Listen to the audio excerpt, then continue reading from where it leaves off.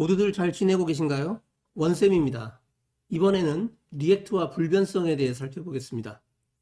불변성이 무엇인지, 리액트에서 상태를 변경할 때 왜 불변성이 필요한지를 다뤄보겠습니다. 자, 그럼 시작하시죠.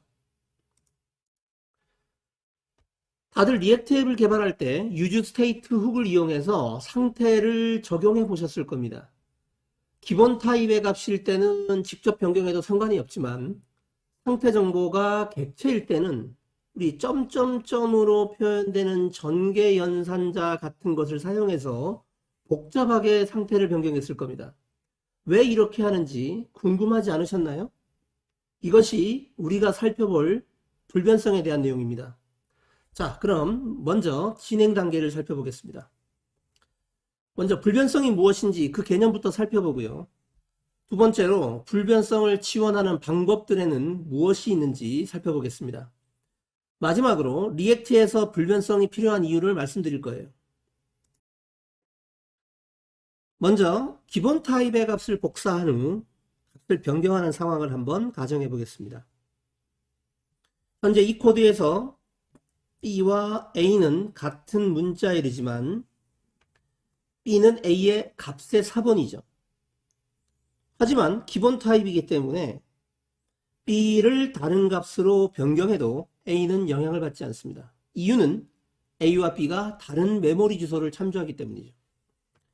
반면에 객체 타입의 값을 복사한 후 변경하게 되면 오브젝트 1을 생성하고 그 오브젝트를 다른 오브젝트로 할당하는 작업이죠. 자, 보시다시피 메모리 주소가 같은 메모리 주소를 참조하게 됩니다. 객체 메모리 참조 값을 복사하기 때문이죠. 이런 경우는 오브젝트 2를 통해서 값을 수정하게 되면 오브젝트 1을 통해서도 변경된 값이 그대로 확인이 가능합니다. 우리가 이런 복사를 얕은 복사라고 부르죠. 얕은 복사를 했을 때는 기존 객체 값도 같이 변경돼 버립니다. 자, 이럴 때는 우리가 불변하지 않다라고 표현하죠. 자, 반면에 불변성을 가지는 변경을 하려면 지금 그림의 오른쪽과 같이 변경하셔야 됩니다.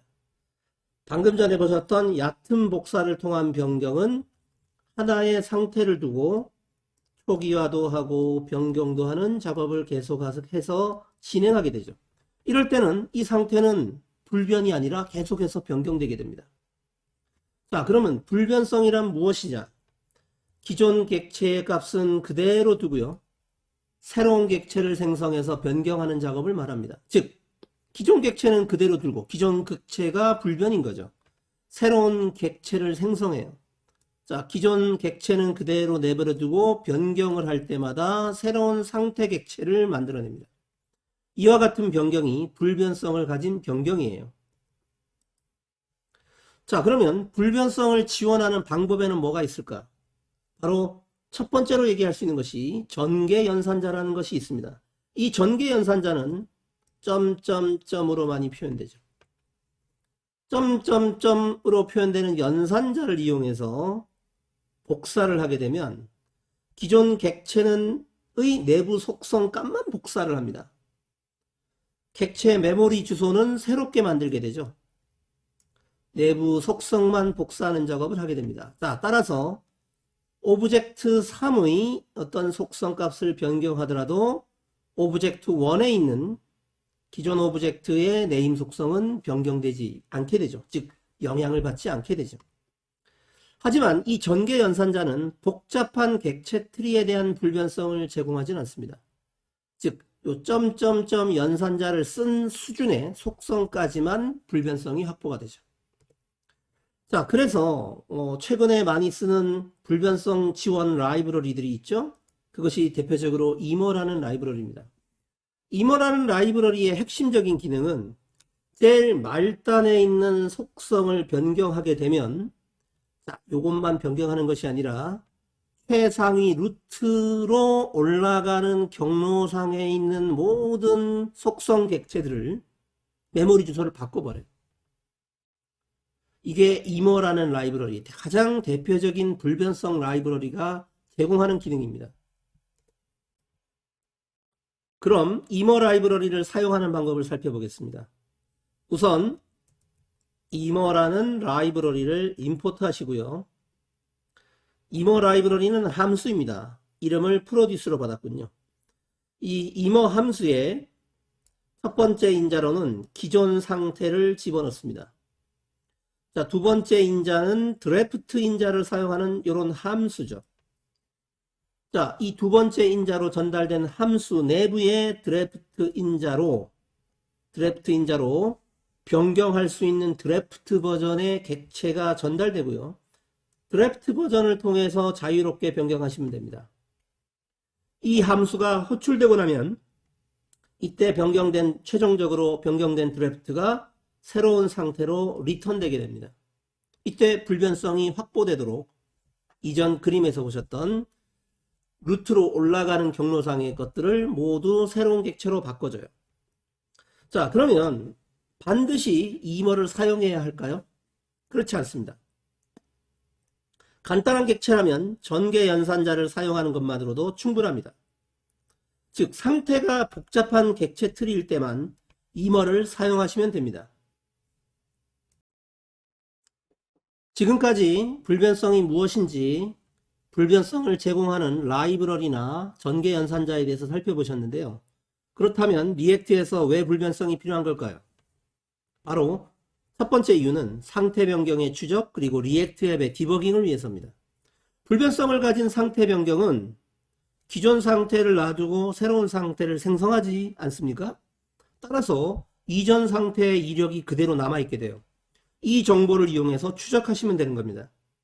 또한 디버깅 도중에 이전 시점의 상태로 돌아가서 다시 기능을 테스트해 볼 수도 있겠죠. 이것을 우리가 시간여행 디버깅이라고 불러요.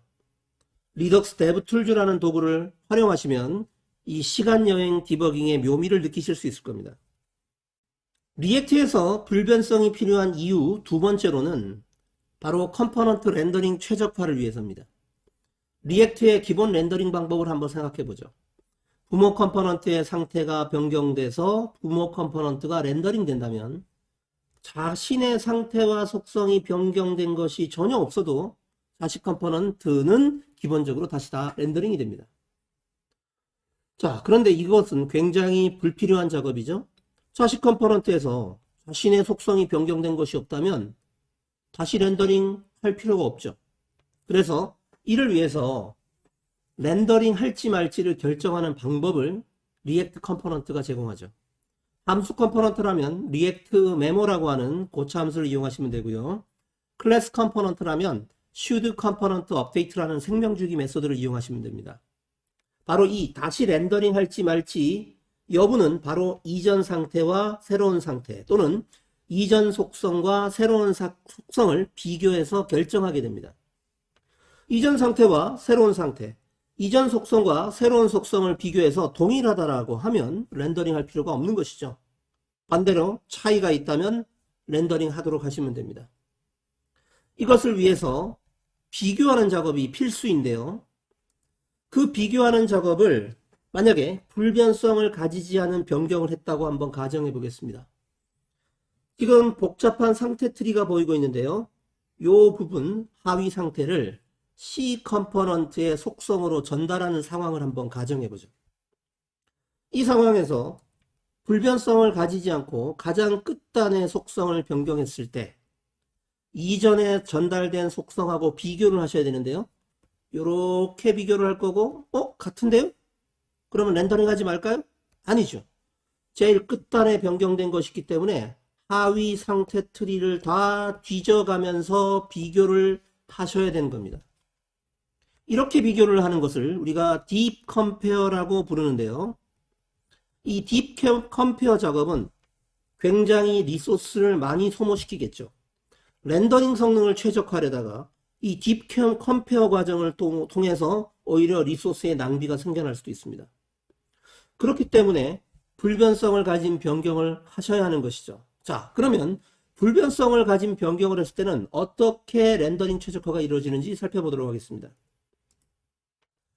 자, 가장 끝단에 있는 속성을 변경하게 되면 거슬러 올라가면서 전부 새로운 객체로 변경하게 되죠. 자, 기존에 전달된 속성과 변경하실 때 가장 최상위의 속성만을 비교해서 메모리 주소가 같은지만을 확인하시면 돼요. 이런 비교를 shallow compare라고 부릅니다. 아주 단순하게 같은지 여부만을 비교하시면 되는 거죠. 따라서 복잡하게 비교하지 않고 단순하게 비교하는 것만으로도 렌더링 할지 말지 여부를 손쉽게 결정할 수 있게 되는 겁니다. 자, 지금까지 불변성이 무엇인지 그리고 리액트에서 왜 불변성이 필요한지 그 이유를 살펴보셨습니다. 지금부터는 상태 변경하실 때 아무렇게나 변경하지 마시고요. 불변성을 가진 변경이 이루어지도록 개발하시면 좋겠네요. 자, 이번 영상은 이것으로 마치겠습니다. 감사합니다.